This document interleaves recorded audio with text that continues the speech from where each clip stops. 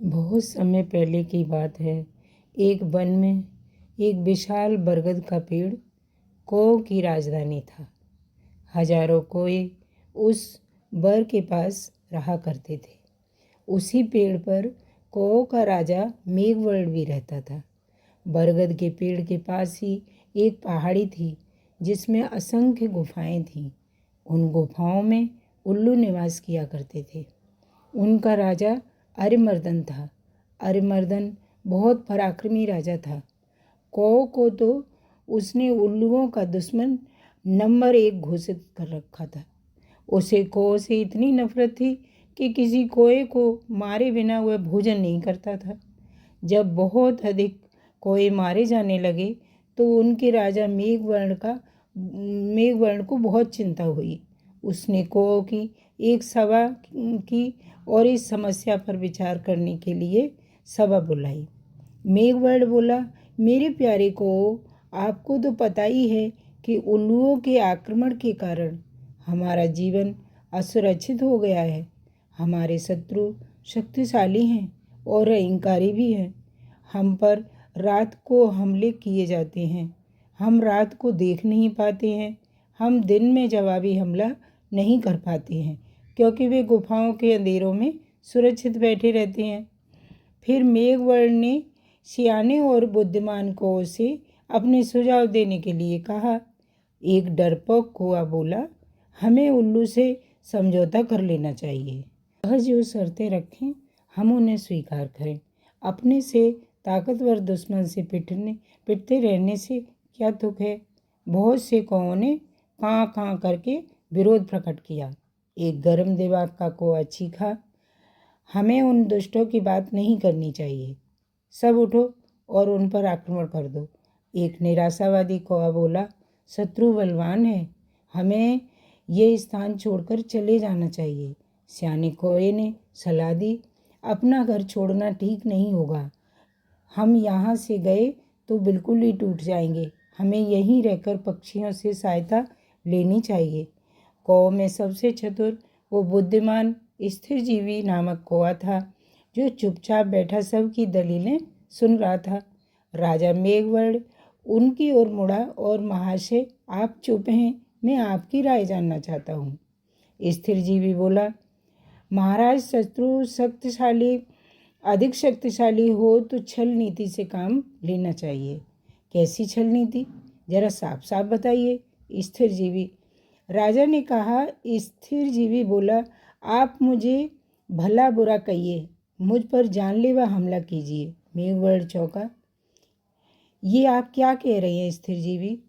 स्थिरजीवी राजा मेघवर्ण वाली डाली पर जाकर कान में बोला, छल नीति के लिए हमें ये नाटक करना पड़ेगा। हमारे आसपास के पेड़ों पर उल्लू जुलूस हमारी इस सभा की सारी कार्रवाई देख रहे हैं।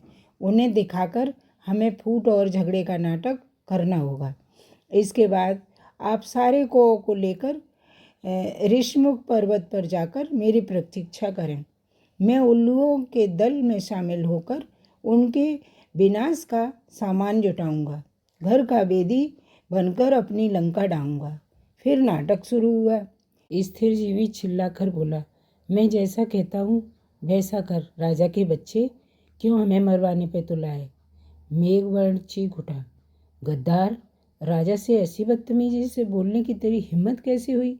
एक कौए एक साथ चिल्ला उठे, इस गद्दार को मार दो। राजा मेघवर्ण ने अपने पंख से स्थिरजीवी को जोरदार झापड़ मारकर धनी से गिरा दिया और घोषणा की कि मैं इस गद्दार स्थिरजीवी को कौआ समाज से निकाल रहा हूँ।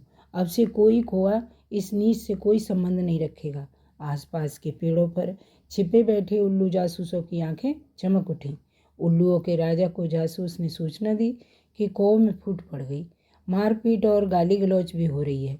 इतना सुनते ही उल्लुओं के सेनापति ने राजा से कहा, महाराज, यही मौका है कौओं पर आक्रमण करने का। इस समय हम उन्हें आसानी से हरा देंगे। उल्लुओं के राजा अरिमर्दन को सेनापति की बात सही लगी। उसने तुरंत आक्रमण का आदेश दे दिया। बस फिर क्या था, हजारों उल्लुओं की सेना बरगद के पेड़ पर आक्रमण करने चल दी, परंतु वहाँ एक भी कौवा नहीं मिला। मिलता भी कैसे? योजना के अनुसार मेघवर्ण सारे कौवों को लेकर रेशमुख पर्वत पर कूच कर गया था। पेड़ खाली पाकर उल्लुओं के राजा ने थूका, कौवे हमारा सामना करने के बजाय भाग गए। ऐसे कायरों पर 1000 थू। सारे उल्लू हू हू की आवाज़ निकालकर अपनी जीत की घोषणा करने लगे। नीचे झाड़ियों में गिरा पड़ा स्थिरजीवी कौवा ये सब देख रहा था। स्थिरजीवी ने कांव कांव की आवाज़ निकाली। उसे देखकर जासूस उल्लू बोला, अरे ये तो वही कौवा है जिसे इनके राजा ने धक्का देकर गिरा दिया था, अपमानित कर दिया था। उल्लुओं को राजा भी आया। उसने पूछा, तुम्हारी ये दुर्दशा कैसे हुई? स्थिरजीवी बोला, मैं राजा मेघवर्ण का नीति मंत्री था। मैंने उनको नेक सलाह दी कि उल्लुओं का नेतृत्व इस समय एक पराक्रमी राजा कर रहे हैं, हमें उल्लुओं की अधीनता स्वीकार कर लेनी चाहिए। मेरी बात सुनकर मेघवर्ण क्रोधित हो गया और मुझे फटकार कर कौव की जात से बाहर निकाल दिया और मुझे अपनी शरण में आप ले लीजिए। उल्लू का राजा अरिमर्दन सोच में पड़ गया। उसके सियानी नीति सलाहकार ने कान में कहा, हे राजा, शत्रु की बात का विश्वास नहीं करना चाहिए। ये हमारा शत्रु है, इसे मार दो। एक चापलूस मंत्री बोला, नहीं महाराज, इस कौवे को अपने साथ मिलाने में बड़ा लाभ रहेगा। ये कौवों के घर के भेद हमें बताएगा। राजा को स्थिरजीवी को अपने साथ मिलाने में लाभ नजर आया। उल्लू स्थिरजीवी कौवे को अपने साथ ले गए। वहाँ अरिमर्दन ने उल्लू सेवकों से कहा, स्थिरजीवी को गुफा के शाही मेहमान कक्ष में ठहराओ, इन्हें कोई कष्ट नहीं होना चाहिए। स्थिरजीवी हाथ जोड़कर बोला, महाराज, आपने मुझे शरण दी, ये बहुत है। मुझे अपनी शाही गुफा के बाहर एक पत्थर पर सेवक की तरह ही रहने दीजिए। वहाँ बैठकर आपके गुण गाते रहने की मेरी इच्छा है। इस प्रकार स्थिरजीवी शाही गुफा के बाहर डेरा जमाकर बैठ गया। गुफा में नीति सलाहकार ने राजा से फिर से कहा, महाराज, शत्रु पर विश्वास मत करो। उसे अपने घर में स्थान देना तो आत्महत्या के समान है। अरिमर्दन ने उसे क्रोध से देखा। तुम मुझे ज़्यादा नीति समझाने की कोशिश मत करो, चाहो तो तुम यहाँ से जा सकते हो। नीति सलाहकार उल्लू अपने 2-3 मित्रों के साथ वहाँ से सदा के लिए ये कहता हुआ विनाशकाले विपरीत होती चला गया। कुछ दिनों बाद स्थिरजीवी लकड़ियाँ लाकर गुफा के द्वार के पास रखने लगा। सरकार, सर्दियाँ आने वाली हैं, मैं लकड़ियों की झोपड़ी बनाना चाहता हूँ ताकि ठंड से बचाव हो। धीरे धीरे लकड़ियों का काफ़ी ढेर जमा हो गया। एक दिन जब सारे उल्लू सो रहे थे तो स्थिरजीवी वहाँ से उड़कर सीधे ऋष्यमुख पर्वत पर पहुँचा, जहाँ मेघवर्ण और कौवों सहित उसी की प्रतीक्षा कर रहे थे। स्थिरजीवी ने कहा, अब आप सब निकट के जंगल से जहाँ आग लगी है एक एक जलती लकड़ी चोंच में उठाकर मेरे पीछे आइए। कौवों की सेना चोंच में जलती लकड़ियाँ पकड़ स्थिरजीवी के साथ उल्लुओं की गुफा में जा पहुँचा। स्थिरजीवी द्वारा ढेर लगाई लकड़ियों में आग लगा दी गई। सभी उल्लू जलने और दम घुटने से मर गए। राजा मेघवर्ण ने स्थिरजीवी को कौवा रत्न की उपाधि दी। सीख, हमें ये शिक्षा मिलती है कि शत्रु को अपने घर में पनाह नहीं देनी चाहिए, वही हमारे विनाश का कारण बनता है।